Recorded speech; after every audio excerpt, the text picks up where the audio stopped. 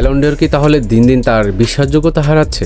গত 23 সেপ্টেম্বর 2024-25 মৌসুমের Ballon D or জয়ী হয়েছেন পিএসজির দুর্দান্ত পারফরমেন্স করা উসমান ডেম্বেলে। কিন্তু বিতর্কের আসল সূত্রপাত হয় তখনই যখন ব্যালন ডি অর কর্তৃপক্ষ পঞ্চম স্থানে থাকা খেলোয়াড়ের নাম ঘোষণা করে, কারণ সেখানে ছিল রাফিনহার নাম, যা দেখে অবাক হয়েছেন অনেকেই। কারণ গত মৌসুমে রাফিনহাই ছিলেন বার্সেলোনার মূল ভরসা। তিনি পুরো মৌসুমে দলকে কাঁধে তুলে খেলেছেন, গোল এবং অ্যাসিস্টের দিক থেকে ছিলেন সবার উপরে, অথচ তার স্থান হয়েছে পঞ্চম নম্বরে। অন্যদিকে তারই সতীর্থ লামিন ইয়ামাল উঠে এসেছেন র্যাঙ্কিং এর 2 নম্বরে, যদিও ব্যক্তিগত পারফরমেন্সের বিচারে তিনি রাফিনহার থেকে অনেকটাই পিছিয়ে। চলুন এক নজরে দেখে আসি Ballon D or Joyee Usman Dembélé, Raphinha এবং লামিন ইয়ামালের গত সিজনের পারফরমেন্স এবং ব্যক্তিগত অর্জনগুলো। উসমান ডেম্বেলে পিএসজির হয়ে গত সিজনে ম্যাচ খেলেছে 53টি, যার মধ্যে গোল করেছে 35টি এবং অ্যাসিস্ট করেছে 14টি। অপরদিকে রাফিনহা বার্সেলোনার হয়ে গত সিজনে ম্যাচ খেলেছে 57টি, যার মধ্যে গোল করেছে 34টি এবং অ্যাসিস্ট করেছে 25টি। এবং লামিন ইয়ামাল গত সিজনে ম্যাচ খেলেছে 55টি,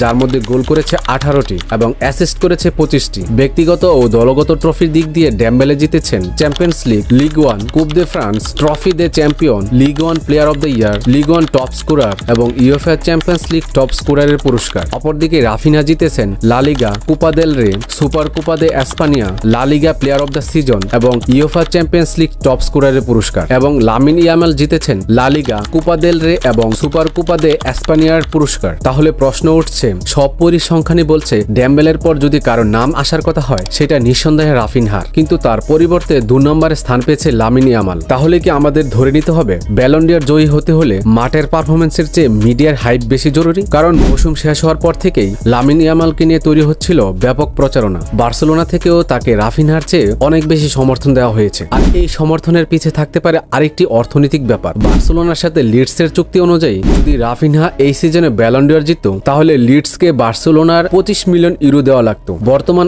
আর্থিক সংকটে থাকা বার্সেলোনা স্বাভাবিকভাবেই তা এড়াতে চাইবে। সম্ভবত এই কারণেই তাদের ক্যাম্পেইন থেকে ইয়ামালকে সামনে আনা হয়েছে রাফিনহার পরিবর্তে। আর সব মিলিয়ে বোঝা যায় আজকের দিনে শুধু পারফরমেন্সই যথেষ্ট নয়, ব্যালন ডি অর জিততে হলে মিডিয়ার হাইপ, ক্লাবের সমর্থন এবং প্রচারণাও সমানভাবে গুরুত্বপূর্ণ।